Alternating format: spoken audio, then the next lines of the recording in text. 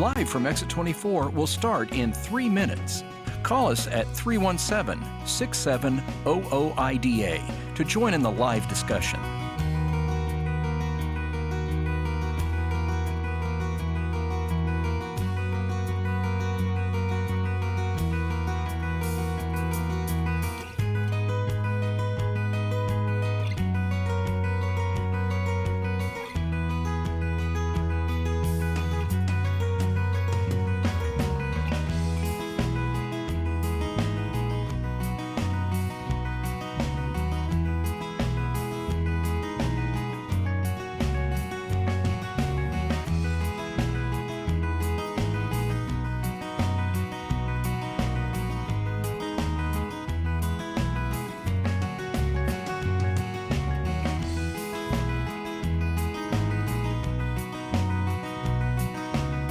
Live from Exit 24 will start in 2 minutes.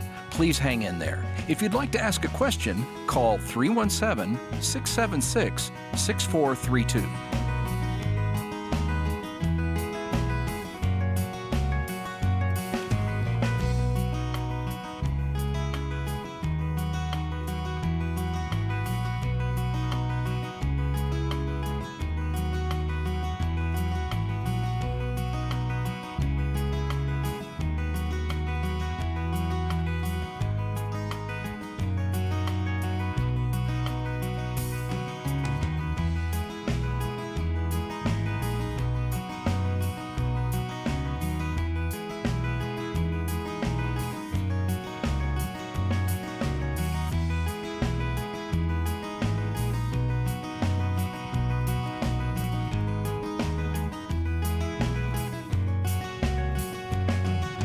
OOIDA's Live from Exit 24 will start in 1 minute.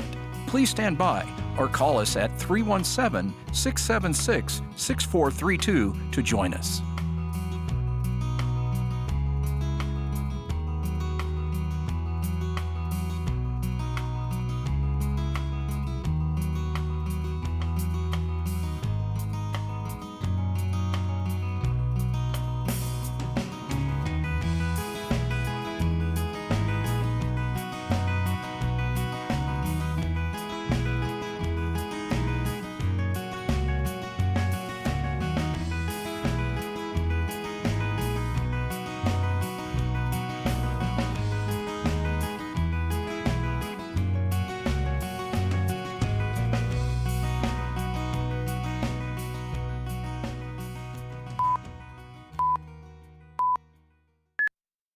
Welcome, listeners. Thanks for tuning in. Live from Exit 24 is brought to you by the Owner-Operator Independent Drivers Association. I'm Norita Taylor, your call screener today. Your host and special guest will join the show shortly. But for now, know that you can take part in today's show by calling with your questions or comments about the topic of discussion, which we'll introduce at the top of the show. The number to call is 317-6700-IDA. That's 317-676-6432. And now I'll turn it over to your host. Hey, thank you, Narita, and welcome to another episode of Live from Exit 24. I am your host, Mike Matousek. We have an exciting show tonight. I am joined in the studio by Lewie Pugh, our Executive Vice President, and we also have Doug Morris on the line from OOIDA's Washington, D.C. office. And if anybody has a glare on their monitor, I apologize for my forehead, so it's a little bright in here tonight. So anyways, before we get going, this is a live call-in show, and the number to dial in is 317-676-6432. Again, that's 317-676-6432. You can also participate by going to livefromexit24.com or OOIDA's YouTube and Facebook pages. And we are also on several podcasts, so please check it out when you get a minute. Today's topic is the Commercial Vehicle Safety Alliance Conference that was held last week in Wilmington, Delaware. And again, that's CVSA, not CSA, though they're very related, I guess, as we'll get into. We're going to find out what CVSA is, what they do, and what took place at last week's meetings. And to kick things off, Doug Morris, if you can hear me, I hope you can. Welcome to the show. How you doing? Hey, Mike, how's it going? Doing well. Good. And Doug, for those who aren't, I guess, as familiar with you, I know you're on Landline now, XM Radio, and you talk to a lot of other media outlets. I'll let you kind of get into your background and what you do at OYDA, but I think it's fair to say that you're pretty qualified to talk about this issue, this conference, kind of, what it is, what it's not. But first, I guess, Doug, can you give us just a little background on yourself? Yeah, so I was with the Maryland State Police. I was a trooper in the Maryland State Police, and I had 26 years, rose to the ranks, and when I retired, I was the commander of what was called Transportation Security Section, but during that time I was also assistant commander of the Commercial Vehicle and Enforcement Division. And I received all the training to all the other trooper inspectors out there, to include hazmat, passenger carrier, and level 6, which was radioactive shipments, which at the time we only had, I think, 6 inspectors throughout the state. I've gone through everything that any trooper has been out there that does inspections, or any civilian inspector has done, and worked the scale houses, and I've had numerous assignments throughout the years, but a lot of training when it came to commercial vehicle enforcement. And then I came on board with OIDA back in, I think it was January 2010 or November, somewhere in that area, and started on the government affairs staff. And I interact on a daily basis with a lot of government agencies. I'm on at least a dozen committees and councils, to include TSA, Surface Transportation Security Advisory Council, DHS's Critical Infrastructure Council, which works with all 16 critical sectors, an advisory council for American Logistics Aid Network, and National Business Emergency Operations Center, which is part of the FEMA. And I work with DOD surface entities, Small Business Administration, ombudsmen, and assist the rest of the D.C. staff in lobbying Congress, and assist OIDA's Business Service Department and Insurance Department when called upon. So my hands are in a lot of different areas. Yes, they are. Absolutely. That's very cool. Thank you for the introduction on all of that. Sure. I guess, too, let's get right into it. With your background in enforcement, all the different committees and things that you're involved with in D.C., you also have been going to CVSA for a long time, both before you started working at OIDA and, of course, now. My first question to you is, what is CVSA? Well, CVSA is a conglomerate of both state, federal, and industry folks that get together. And it started back in California. I think it was 40 or 50 years, at least 50 years ago. California started. They wanted to connect other states that were enforcing in the area, so that there was kind of a conglomerate together to say, hey, this is how we're enforcement, commercial vehicle enforcement. How are you doing it? Let's get together and try to get things together. We're trying to enforce it the same way throughout these states. And then from there, it just balloons all 50 states, and now you have 50 states in Canada and Mexico. So it's a big group of folks, and it's a state, federal law enforcement agencies.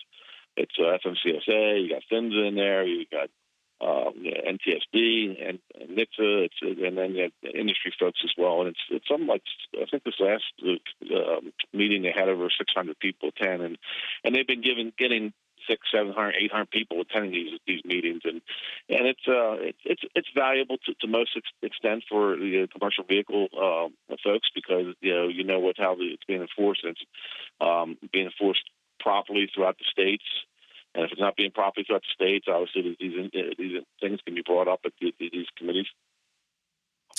Absolutely, and I was there. One of the things I found interesting, you were kind of giving the history on CVSA and what it looked like 40, 50 years ago, whenever it was created, and kind of what it looks like today. And in the orientation meeting that I was in, I remember the presenter basically said that. He said, 10 or 20 years ago, I can't remember the exact year, but 10 or 20 years ago, there was only a handful of people that would be in the orientation, which is for first-time attendees, and that's what I was. And now it was a room full of people, probably 60, 70, 80 people. It was at least 50 people in this room that first-time attendees. So, Lewie, I want to go to you. You've been going to CVSA for a few years now. I don't think you went when you were on the board, but certainly when you started working at OOIDA, you've been there a number of times. And my question to you is, what's your general perception of it, right? As someone who was on the road for 23 plus years, you've kind of worn the owner operator hat for a long, long time. What do you think when you go to CVSA? Or is this not safe for radio? I don't know. It's interesting. I guess I see a lot. It seems like it's interesting. Let's put it that way. I guess that's the nicest way to put it. It's very interesting. It's shocking to me. I mean, industry doesn't really stand a chance in a lot of ways. At least industry gets to go. Industry has a voice there. So that's a good thing. Unfortunately, when it comes to votes, there's way more cops voting than there is industry. So it's usually, I think Doug knows better than I do. I think it's like 15 or so cops plus, and then 3 truckers or 3 industry people. I should say truckers. There's very little driver, if any. I mean, the one meeting I was in, one regional meeting I was in, I was the only person there who ever drove a truck. And or anything. And there's a lot of carriers there, big carriers, some smaller to middle-sized carriers, but lots and lots of big carriers, of course. And big carriers don't always have the best intentions of their drivers in mind when it comes to stuff like this, as we all know. And the good thing is, excuse me, there's a few cops there that probably aren't truck friendly cops. You can just tell by talking to them. But all in all, a lot of the officers there, they're really trying to make things better. They're really trying to clean up gray areas for both truckers and for officers. I don't always agree with what they're trying to do or some of the things they want to do as far as clearing up the gray area. But as we all know, law enforcement sometimes likes to use that gray area on the road on the side of the road for enforcement, and that doesn't help our guys. At least if it's in black and white, you know whether you got a chance to fight it or you don't. That's a great, great comments. My next question to you was going to be: is it something that more drivers and carriers need to pay attention to? On the driver and small carrier side of things, though, my kind of answering my own question was, there's so many other things that drivers and carriers have to worry about. I don't know how they would find time to really pay attention to what CVSA is doing, actually going to these conferences, and which is where you and Doug come in. Yeah, and I mean, it's very expensive to go to these conferences. I mean, CVSA, as we all know, they don't do everything out of the goodness of their heart. They need to make money, and they sell, like, their out of service bulletin thing that they sell, book or app. Now they have it on an app. You have to pay $50 or something like that a year for it. We argue the point all the time that these are the out of service rules. If you're going to enforce these, they should at least be free. Somewhere, even if maybe not a book but somewhere online or somewhere where a trucker or a trucking company could look at them for free, but now you have to pay for them to fund CVSA. This conference you have to fund.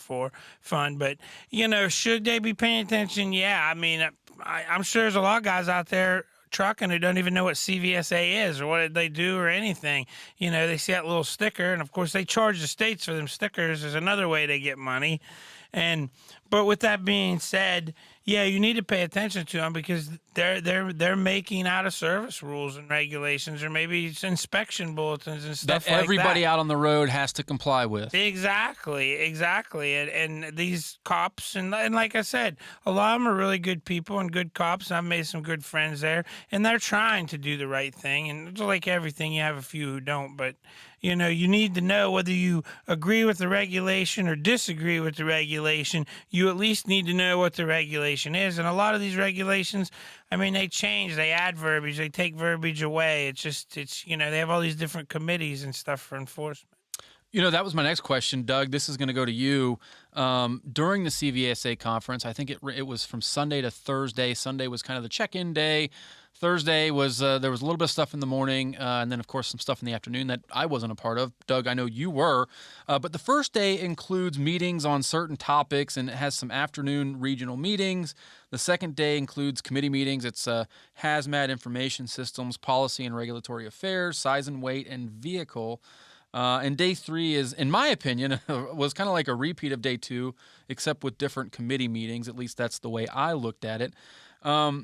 Doug, when we talk about these meetings, these committees, human trafficking enforcement, level 6 inspection program, Operation Airbrake, what exactly is that? Lewie mentioned that government and industry both sort of have a vote or a voice on all this, but can you explain to us more about what that looks like, those committees and those meetings? Well, the committees, you generally discuss, what's going on out in the field. Let's say issues with the vehicles, safety equipment, driver. We're dealing with driver violations, and they're trying to get consistency in both the enforcement and training of those areas throughout the states.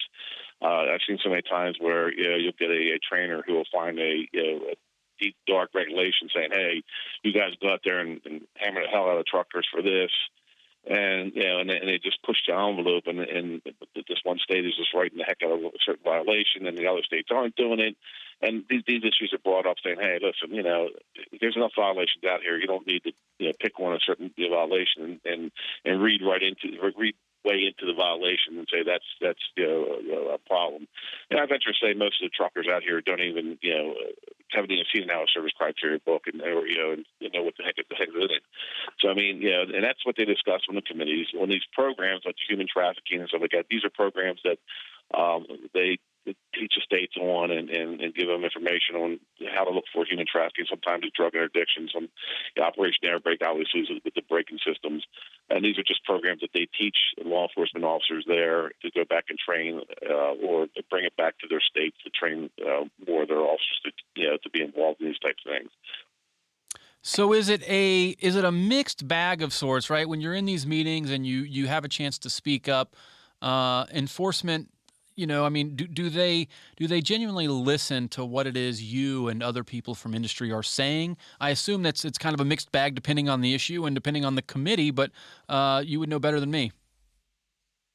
Yeah, depending on the issue and depending on the committee and depending on how popular that officer is who's brought the issue or action request up, or and industry can do the same thing, bring up an issue and action request, and FMCSA has as well. And I've actually seen FMCSA get turned down on issue and action requests, which is surprising since FMCSA is funding everything there and basically paying all the officers that are probably sitting in the audience there. So, when it comes to listening to the industry, Lewie knows this as well as I do. Probably 50% of the audience is retired police officers who were commercial vehicle inspectors, and so they know the folks at the front of the table, and they discuss things, and so they do listen, and they do listen to the large carriers. They do listen to us too, the small carriers. But basically, we're the only ones there, that represent the small carriers. Absolutely, and that's what I want to get in. We have to take a quick break, 30 seconds. Again, for anyone out there listening and watching, we're talking with Doug Morris in OOIDA's Washington, D.C. office, and Lewie Pugh, OOIDA's Executive Vice President, talking about the Commercial Vehicle Safety Alliance. We will be back in just a minute. $45. It ain't what it used to be. Today, with OOIDA, it can be worth a whole lot more. A $45 membership helps you save with special pricing from top vendors on equipment, fuel, tires, services, and much more. Plus things the whole family can enjoy, like restaurants and travel. Save hundreds, even thousands. You can't afford not to be a member of OOIDA. Go to OOIDA.com. Your job is to drive. Our job is to help with everything else. Hello, everyone, and welcome back. I'm Mike Matousek, your host of Live from Exit 24, and we are joined by Lewie Pugh, OOIDA's Executive Vice President, and Doug Morris from OOIDA's Washington, D.C. office. Again, this is a live call-in show. The number to call is 317-676-6432. Again, that's 317-676-6432. And we had a question come in, I think on Facebook or YouTube, and I want to get to this. And then we have someone else that has called in and asked a question. But the question is this, and it's relating, and this is, I don't know if Doug and or Lewie want to take a stab at this, but the question is on the authority of CVSA. What authority does CVSA have to do what it's actually doing? Was this some kind of authority that Congress gave to it, the Federal Motor Carrier Safety Administration, some combination thereof? I don't know what the answer is, because now that I think about it, CVSA predates FMCSA as a federal agency. So I don't know where it comes from. Doug, Lewie, any idea or question or comments on the authority of CVSA to do what it actually does? Sure, I can speak on that. Obviously, CSA is not a regulatory agency. It's just an alliance of law enforcement agencies throughout the country, as well as FMCSA is participating, and a lot of other fellow agencies are participating. And it's almost kind of like just a bunch of people getting together for a big meeting and discussing it. And one thing is their out-of-service criteria. Obviously, we've advocated for years that the out-of-service criteria, anything that's entered in there, it should go through the rulemaking process. Obviously, FMCSA and DOT have not seen it that way, and folks in Congress have not seen it that way. So, CVSA will continue to, be on top of the out-of-service criteria, and obviously that's a copyrighted piece of material that they make money off of. So, I mean, obviously, a situation where we think that they shouldn't be making money off of it because it's something that the truckers out there have to abide by, and it should be part of the regulations, out-of-service criteria. Here's the regulation, and here's what it takes to put you out of service. It should be right underneath, but obviously that's not the case. Lewie, anything to add to that? No, I think Doug summed it up. Yeah, and I think, Doug, you mentioned the rulemaking process, and before we go to the next question from a caller, I was wondering if you could explain that. I think the out-of-service criteria that CVSA comes up with, it does not go through a formal notice and comment rulemaking process, but it's sort of, it has the force in some ways of law, right? This is what law enforcement is using to make a determination as to whether or not you're compliant and can continue down the road. So, are there pros and cons to the way things are done now? I assume, on the con side of things, if you have to go through a rulemaking process on, I don't know how many out-of-service criteria there are, but it could probably bog down FMCSA more than it is now. On the other hand, maybe that's the transparency that is needed. Doug, any comment on that? Well, we've discussed. I've discussed this issue with folks in FMCSA, and basically they said, hey, any regulation out there, violation thereof, if it's considered a imminent hazard, you can be placed out of service. So any of those violations, if the officer thinks it's an imminent hazard, it could be placed out of service. So obviously, every regulation out there is not in the out-of-service criteria book. So, it's a double-edged sword. So, in some respects, it's good to have an out-of-service criteria book. It's something that holds a law enforcement officer in abeyance to what can be and cannot be put out of service, as opposed to saying, hey, you violated regulation here, you're out of service. So, like I said, in some respects, out-of-service criteria is good. Very cool. Well, we're going to take a question from our caller. We have another Doug in Utah. Doug from Utah, how you doing? Good. How are you, Mike? I'm doing well, thank you. Well, I went to Wilmington and tagged along, and I wanted to be in the room where it happens, and I came away with a totally different view of what I expected. I had the image of highway patrolmen and inspectors laying awake at night, thinking of new ways to place things out of service.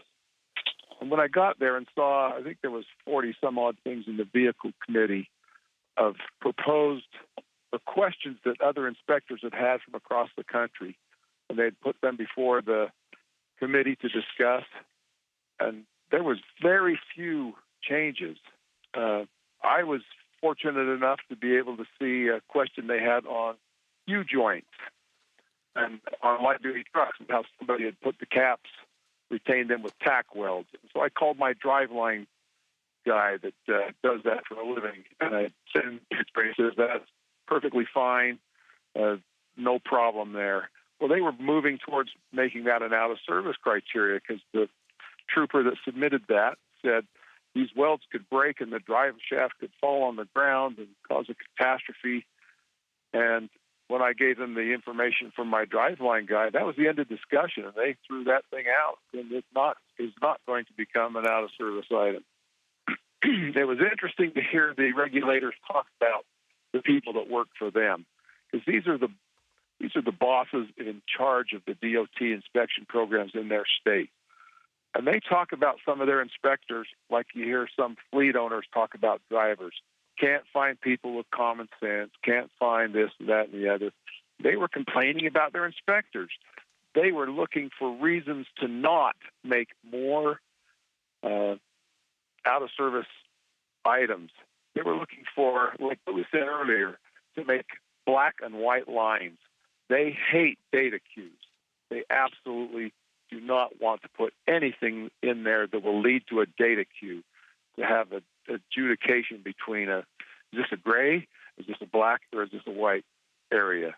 They want it black and white. And I was totally surprised at the attitude, in a good way, of the people that discuss all of these things. They really listened to industry comments. Lewie made comments.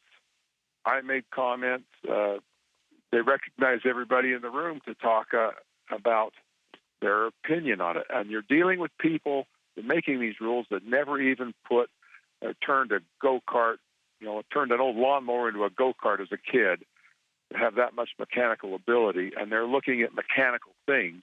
And sometimes they need a little help to understand what they're looking at, and they're willing to listen. And your last point about willing to listen, when you're in those committee meetings, as they start, they take a microphone around, and everybody gets to introduce themselves. Here's who I am. Here's who I work for. And there's no shortage of opportunities to ask questions or make comments in those meetings with law enforcement. I saw it happen. It was my first time there, so and admittedly, some of that stuff is way over my head. It's very technical in the weeds. Where Doug, someone like you, someone like Lewie and Doug Morris, you guys know that stuff. You've lived it for a long time, and really are probably a valuable part of the industry side of CVSA. And Doug Smith, so you have a much better perspective or on CVSA now than you did before, I assume. And is it something you would ever go back to? Oh, yes, I want to go again. And I remember one of the things I read there as comments was that they want inspectors to be judicious with the out-of-service criteria because they recognize that they are putting people out of business, not just out of service. You cross that threshold into the conditional rating or unsatisfactory, you're through getting loads from brokers because they're so afraid of, and rightly so, of the plaintiff's lawsuit, any problem becoming, negligent hiring. You saw that they were out of service or they were on conditional rating. Why did you hire them? So they school the inspectors that to be judicial with those out of services. Make sure you are correct when you put somebody out of service. My brother got out of service for dust blowing off of his load. It was a dump truck load, and they gave him an out of service. Now, that is not an imminent threat to public safety. And I called CVSA in Maryland, and they gave me the name of the inspector in Utah, or the boss of the inspector, and I got a hold of them. And it was addressed from the top down rather than the bottom up.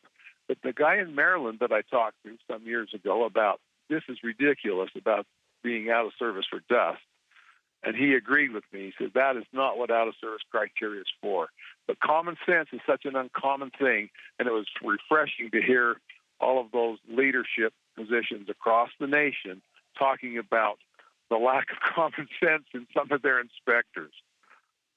Well, it's great to hear you say that because I know it's not cheap, as Lewie mentioned, to go to CVSA.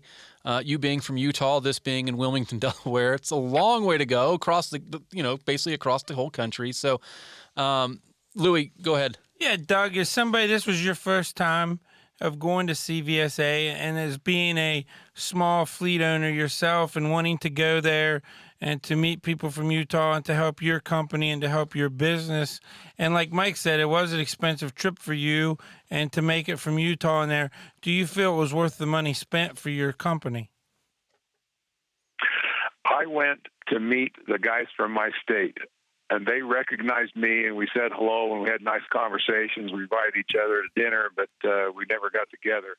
But that chance to meet and take time off from being Sheepdog Ralph and Wile E. Coyote and take time to be, pals at the same table. We had breakfast together, and, we've known each other for years, and it was good to get together in a social setting as well as a professional setting. Very cool. Doug Smith, anything else to add before we move on?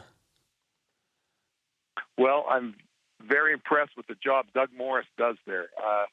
I got a new insight on Doug Morris. The guy is connected. When you walk down the hall with him and regulators from across the country, hi Doug, and same with Lewie, but more so with Doug. That guy is connected. He's a treasure for us. Absolutely. I appreciate that. Absolutely. Well, Doug, thank you for calling in. Thank you for going to CVSA and speaking up. And you were there for a couple of reasons. But look, I know you made some comments and really speaking up on behalf of the industry too. So thank you for that. We're going to let you go and hope to talk to you again soon. Well, thanks. Great show. And I think Doug made some good points there. This isn't all about the cops coming up with new ways to get drivers. I mean, there's some of that, but there's a lot of common sense that's brought there and some problems that even law enforcement sees out here in their day-to-day inspection stuff, which brings them to submit things to change to sometimes make it better. I'm not going to sit here and go rah for CVSA by any means. And I do think there needs to be some rule making. I do think there's things in the out of service that aren't an intimate hazard, intimate danger, which some of that was addressed this time. They really hit home in any of the meetings I was in when they were talking, is this an intimate danger, intimate hazard?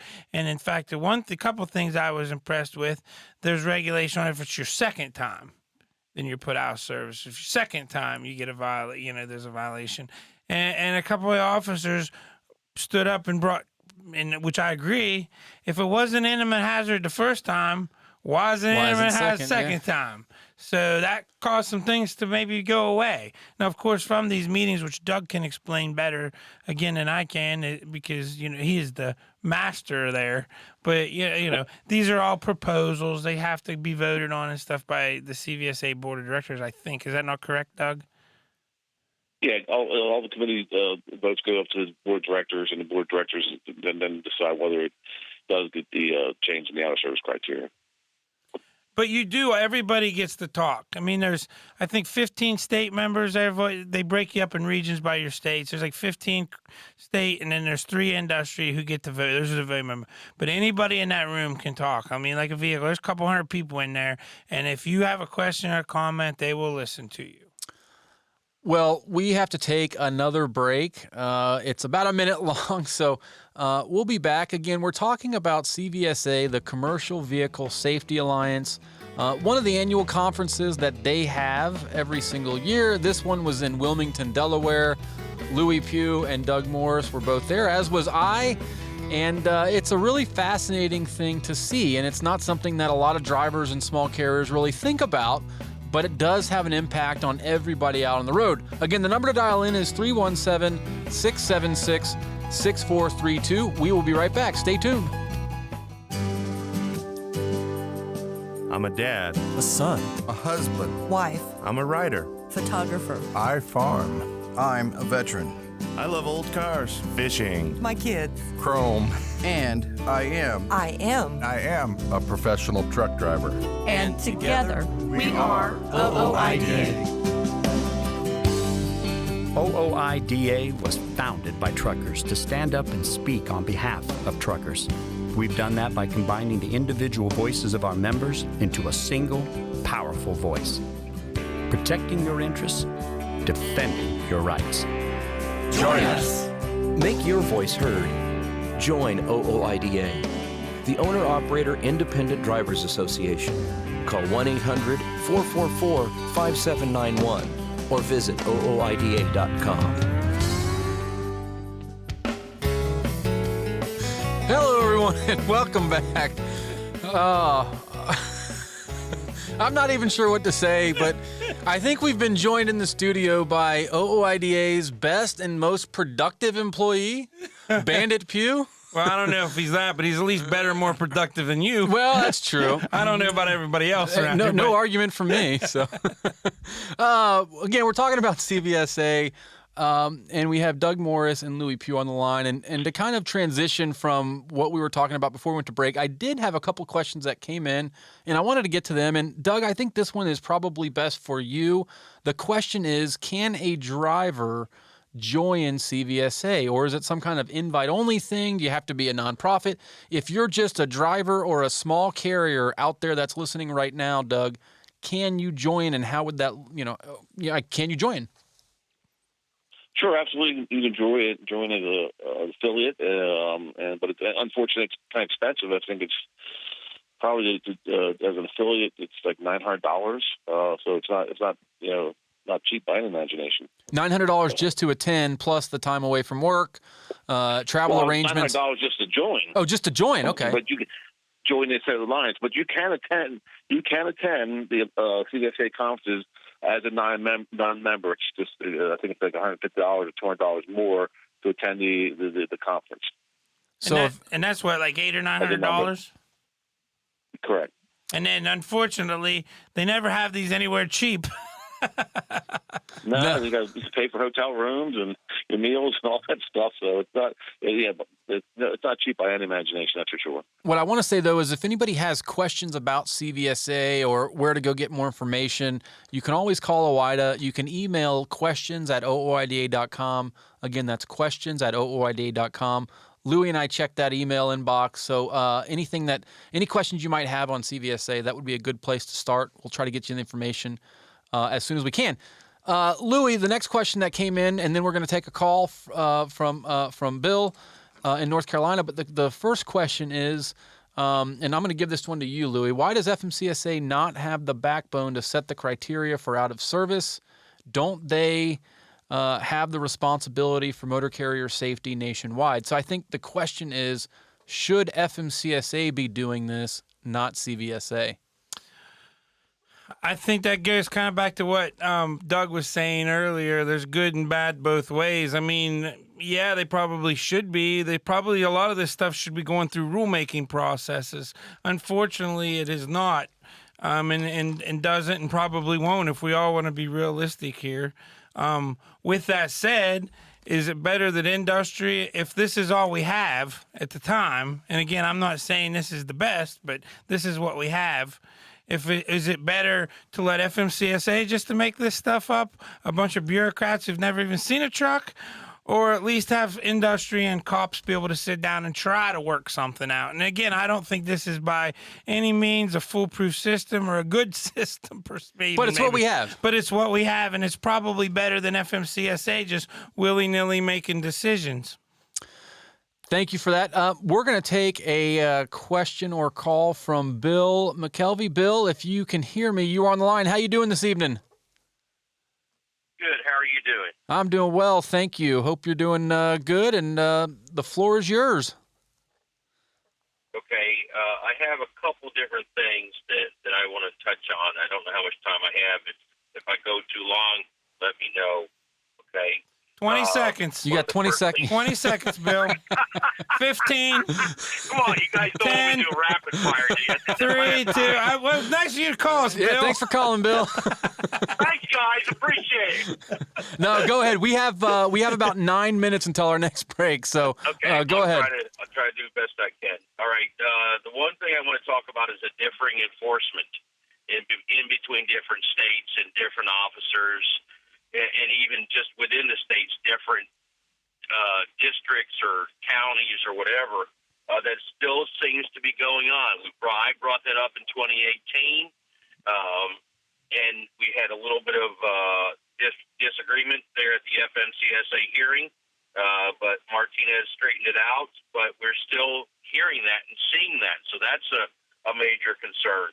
Another concern I have is, and I just looked this up, CVSA was established in 1980, and yet here we are again right now, the same topic of more road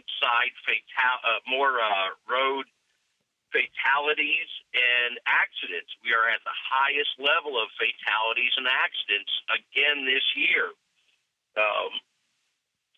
The other thing that a lot of drivers have been talking about is it seems that the enforcement community does not go after certain types of trucks going down the road. The industry feels that the officers are more inclined to pull in a truck to do an inspection that's pretty or all dolled up or clean or this, that, the other. And this includes enforcement of people who don't speak English. That seems to be a very hot topic. I don't know if that was discussed at CVSA as far as being an out-of-service criteria or not. That seems to be a very hot topic amongst many different drivers. So my thing really quickly is, do you guys that attend this CVSA, did you all, even the topic subject come up of, are we going about safety the wrong way? I mean, this Commercial Vehicle Safety Alliance, Federal Motor Carrier Safety Association, everything, both of these are talking about safety, but we keep hearing the same things about compliance, and being hard-nosed on compliance. We spoke last night on John's show, Truckers Independent Broadcasting Network, with Officer Hoover from Kentucky. He's very open to discussion. One of the things that I consistently say with you guys and for many, many years is that we're going about safety the wrong way. We can have all the meetings, all the conferences, all the discussions we want, but if we keep going down the same path, the same direction, and nothing's getting better, we need to look at these people that are part of the FMCSA and CVSA and what's going on. You're right that the drivers feel that, a lot of drivers feel that this is a revenue, this is a pocketbook, this is taking away from our earnings, this is hurting us. But we do need a certain amount of rules and regulations. But I really appreciate and understand and applaud the gentleman who went on his own, and he understood that they want to move away from, all of these rules and regulations and make things black and white. But the problem is in the field is that we have officers, it's up to them. It's their determination of the rule of law right there at the point in time of the incident or the situation. That leads to all the differing gray matter areas that come up all the time. So we're talking about all of this safety stuff, but things are not improving for us out here as far as things being safe. So where is CVSA helping with that, and where is FMCSA helping with that? And is that something that comes up during these conferences? I'm going to turn it over to Doug and Louie real quick. And Bill, I want to keep you on the line. But, I think, like you said, a couple of things. Accident numbers going in the wrong direction. I think we all generally agree with that. Enforcement is more about, compliance doesn't necessarily equal safety. Do certain trucks get a free pass going through a scale or going by a scale house? Louie, I'll start with you, and then Doug can chime in afterwards. Yeah, I would say, that what you're asking, does some of these safety questions come up or ways to make safety better? I would say in my regional meeting, which was the first day, there was a question where the officer that led it brought that question up. And one of his questions was even, what can we do to make things better for drivers, to make trucking a better industry for drivers? And at that moment, of course, the big carriers brought up their opinion, which in my opinion differs a lot from what drivers' opinion would be. And when it was my turn, I said that. I said, look, I don't completely agree with what the carriers are saying, but that's not your problem. That's for another day. What you need, first and foremost, at the setting you're at CVSA, this is enforcement. And I said, you guys need to use common sense. Common sense has been lost so much on enforcement. You need to be professional to drivers. I understand not every driver's probably been nice to you. Not every cop's been nice to me. But we all have to be professional, and we all have to use common sense. We need to use common sense while we're here, making sure that the things that you decide to govern are an intimate hazard. So some of those questions are brought up. Now, when you get into the committees, the answer would be more no, unless somebody brings it up as a line item, because there's an agenda for every meeting, and cops and industry and all kinds of different people will submit all these different action items, and if they get to there and we talk about them, discuss them. So pretty much in your committee meetings, all you talk about are what the proposed action items are. And I agree with you, Bill. We all know the numbers are going up. We all who drive a truck or driven a truck or in this industry with any kind of common sense know why the numbers are going up and not going down. And we all know that they look at the wrong things a lot of time. CVSA, some of that needs to be addressed there. I agree, but for some of how it's set up, it doesn't quite work like that. A lot of this stuff needs to be straightened out with FMCSA, in my opinion. And I'll go to Doug. Yeah, Doug, anything to add? Yeah, I can say, speaking of Bill's, always involve a lot of topics here, but when you deal with the accidents, obviously it's been consistent and it's gone up further over the years. And Mike, you were there when a guy from NHTSA came up to us and asked us, hey, do you think all these bells and whistles on trucks is better than the actual driver? And obviously we're saying a well-trained driver is going to be able to stop the truck and be able to do a better job than all these bells and whistles and everything that they're coming out with. And studies have shown that. They had a presentation with braking at the conference showing that a well-trained driver brakes better than the automatic braking. When it comes to the non-English speaking, one time that was in the out-of-service criteria. I remember it was very contentious probably 10 years ago when they changed it. A lot of the border states came forward and said, we need to change this. It needs to be there. We have most of motor vehicle administration now have the test in different languages and all that. So, that's a situation that is right down the middle. I think the vote was 9 to 8 or something, but it was right down the middle, and they changed the out-of-service criteria. I think they should have changed the out-of-service criteria. No, I don't. Obviously, the problem with accidents, again, is, it's not that, there's more trucks on the road or anything like that. It's a problem of drivers not being trained. You have so many drivers that are going through these CDL mills, and they're not being trained properly. You have these mega carriers who have people who have 1 year on the job training someone else, and it's cyclical. It just continues with a domino effect, and these people are the ones that are causing all these accidents out here. And a lot of the accidents aren't even the truck driver's fault. It's 80-some% or close to 90%. It's the four-wheeler's fault. So and they can count those accidents as well. So it's a big problem out here, and hopefully it can be addressed. But a lot of changes have to be made. That's for darn sure. And Doug, and I'll say one other thing as far as the roadside. Doug earlier said it when he called in. Doug Smith from Utah. The enforcement guys that were there, most of them realize that the gray area causes all kinds of issues for them as well out there in the field when they have to deal with all these data queues and everything else that come rolling in. Bill, we have about 30 seconds till we got to go to the break, but the floor is yours for the last word. Okay. The question becomes, do we need to take the rule about the English language and rework it? Because we do have a lot of foreign drivers, but the drivers need to be able to understand the basic concepts. So that needs to be worked on to reword that.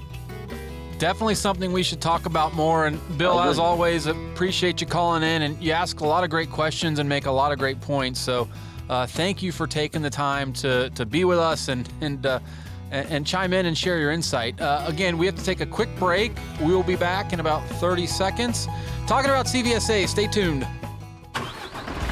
Every time you turn the key, you hope you've crossed your I's and dotted your T's. Because the last thing you want to be is non-compliant with the DOT. Fortunately, there's OOIDA. It's like spell check for truckers. Federal regulations? Check. Lease agreements and warranties? Check. Permits. Drug and alcohol testing? Check and check. Go to OOIDA.com because your job is to drive. Our job is to help with everything else. Hello, everyone, and welcome back. We only have about 13, 14 minutes, so we're going to get right into it and go into our next caller with a question. We have Monty from Ohio. Monty, if you can hear me, you're on the line. How you doing this evening? Doing well, guys. Doing well. Build on top of what Bill said there. It's a no-brainer we're going backwards because every year we see it. The bulk of the enforcement dollars out here on safety on the highway are aimed at the people that cause the least amount of the accidents. And, Lewie touches and Doug touched on driver training and stuff. Number one, they give these guys minimal training, like you said, but they set the guys up to fail. They set the guys up with the speed limit in the trucks. And sometimes you can't break your way out of a problem. You got to be able to accelerate, and you can't do that in the trucks that they give these guys to drive. So, I mean, these guys are set up to fail for dollars, the enforcement are aimed at, I mean, I've seen probably in 42 years of driving, I can count them on one hand where a patrolman or trooper pulls somebody over for cutting me off at an exit or blocking the interstate one day around to let a car come from behind me, cut him off. The trooper got the guy, which, I was glad to see. But there's some advertising about, leave space, don't cut the truck off, that type of stuff. But there's so little of it that is actually done to actually make a difference. And until we can separate, as my buddy Danny says, revenue from enforcement, we're always going to be seeing the numbers go upside down. And so, we have, I've been in this business for 42 years. I had never had a serious accident until last November. An ambulance blew an intersection and wiped me out. One of my other guys had been involved in an accident down in Kentucky. He hadn't had an accident in a long time, and the guy was come across the center line, hit the trailer. But I get a letter from PUCO telling me, hey, we got to help you out because looks like your driving skills are suspect here. You're probably going to have another accident soon. Hadn't had one in 42 years, and I get that stupid letter. I mean, this is the type of nonsense that we deal with that, I know it makes these guys feel good to think that, hey, we're doing something. We sent this guy a letter, slap each other on the back, go to lunch, and we fixed highway safety for today. And this is where, the enforcement dollars needs to be aimed at the people causing the accidents, and I mean, you know what? If a trooper, if they wanted to have a ride-along day with me in my truck, I'd be happy to. I'd pay for the fuel for them to write tickets. And look, I know there's bad drivers out here driving trucks too, just like there is cars.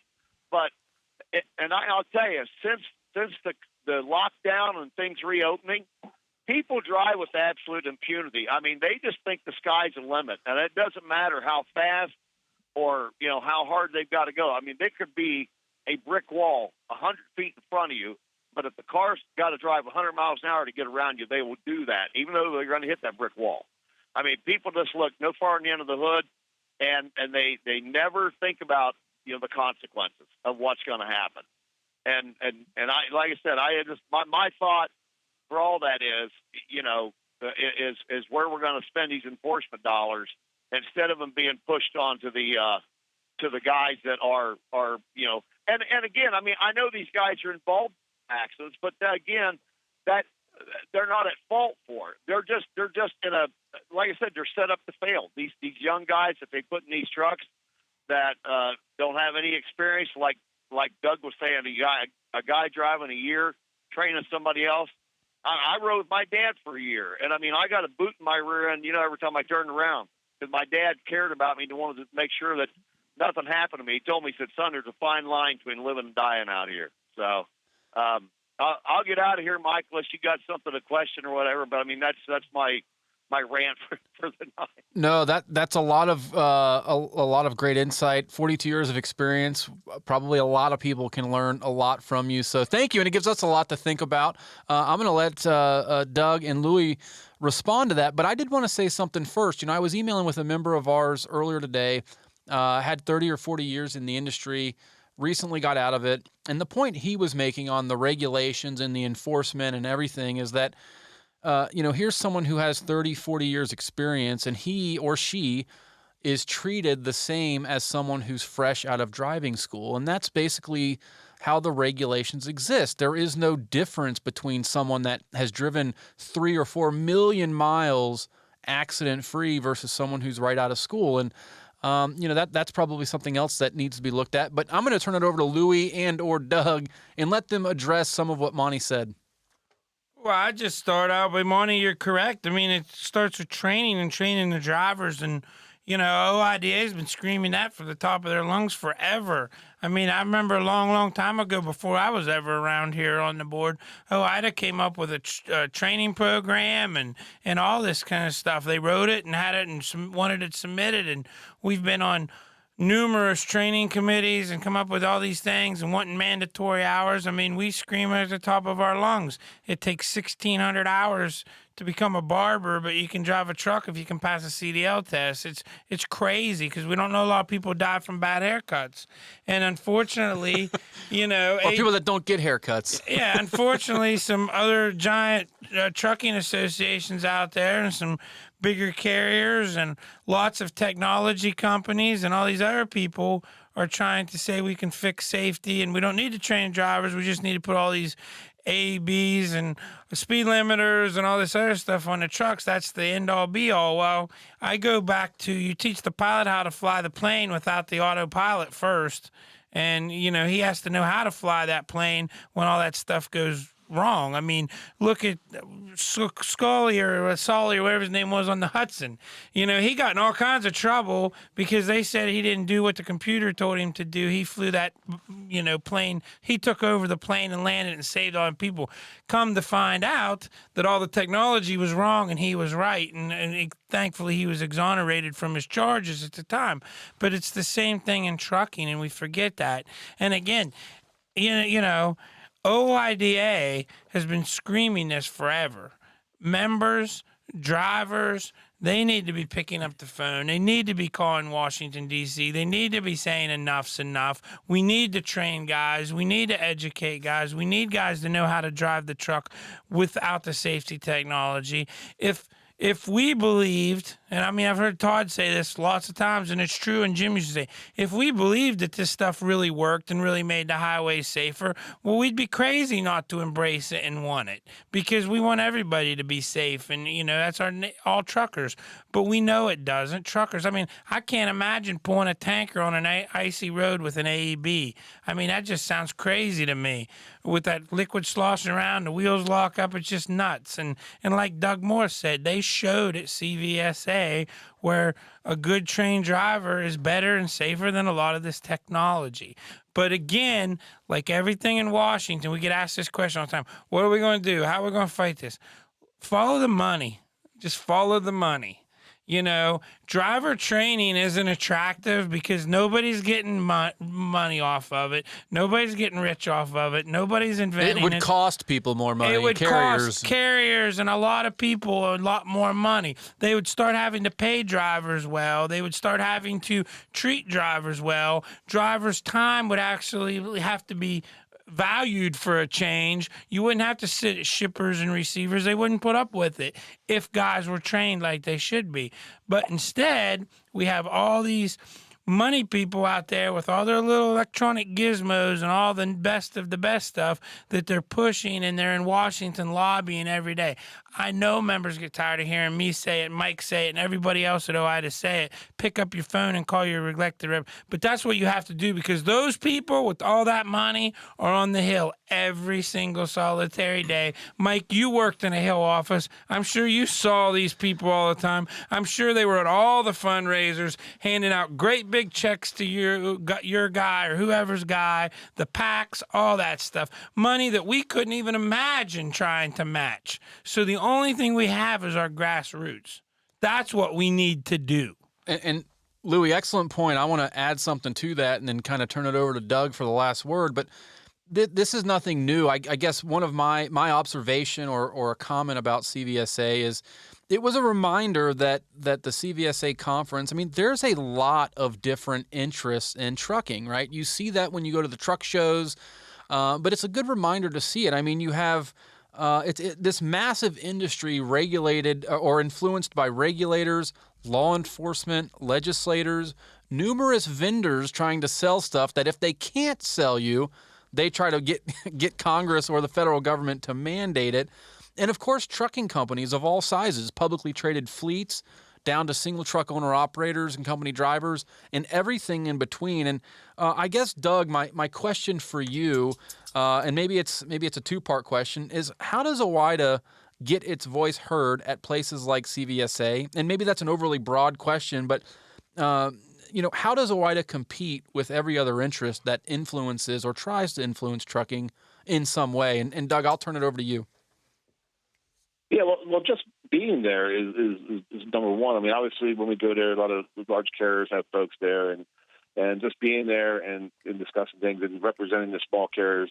And a lot of law enforcement officers know that we, obviously advocate on the Hill, and they also know that, we have a long arm, and we've actually sued states over issues, and they know that for a fact. And one state had to pay a hefty fine because of that. But the thing is this: I mean, it's all about the money, as Louis says. I mean, we were there that week last week, and you saw all these last mile couriers who sponsored everything from lunches, dinners, all kinds of stuff. And these were the events that cost $10,000, $15,000, $20,000. And does that get them influence? A little bit, yeah, it does. But the bottom line is, we're there. We know we interact with all the law enforcement officers. We have kind of personal relationships with a lot of them, and they do listen to us. And that's the main thing. Like I said, we're pretty much the only one there that represents small carriers. There's no one else out there. I see some consulting agencies and stuff like that have small carriers as clients, but we're the only one there that represents small business carriers. And the alternative, Doug, is to not go and not participate in that kind of stuff. And that's not really an option, right? I mean, you have to be there, have to have a presence, and that's what you and Lewie and I don't know. I was there. I think I was eye candy, in Delaware. But Doug, I mean, that's what you and Lewie do there, right? Is you're there, you have a voice, you're present, right? Yeah, and I don't see where we can't go. And I tell you, over the years, when Jim was there and Todd used to go, and then Rick, they've gotten into some verbal altercations at some of these meetings, and the fact where Jim has threatened to kick people's asses in bars and stuff. So obviously our voice is being heard, and I think over the years, I mean, they take when we tell them, hey, listen, and they if there's a situation where we say, hey, listen, this is total bullshit, it needs to be looked into. They usually table it. 9 times out of 10, they'll table it, or it'll go to the executive committee and say, listen, no IDA has a real heartburn over this. Then the executive committee will table it and say, let's look further into this. And that's what usually happens. Lewie, 20 seconds. Floor's yours for the end. I want to talk about something good. I want to talk about next week's Trucker Appreciation Week here at OIDA. We appreciate you guys and ladies every single solitary day. Thank you so much for everything you do. We're always here for you. I'm always here for you. Tar, Angel, anybody. Bandit, as far as myself and all of our employees, thank you so much for what you do. Please, if you're not a member, become a member. Call in anytime. Doug, thank you for joining us tonight. Appreciate your time and your insight and your expertise. Clearly, kind of the CVSA stud that knows all the enforcement stuff. CVSA stud. Knuckles, the CVSA stud. Anyways, I want that title, please. Doug, thank you. Lewie, thank you. We will be back in 2 weeks, and we'll have some more information soon. Thank you. Thank you for joining us today.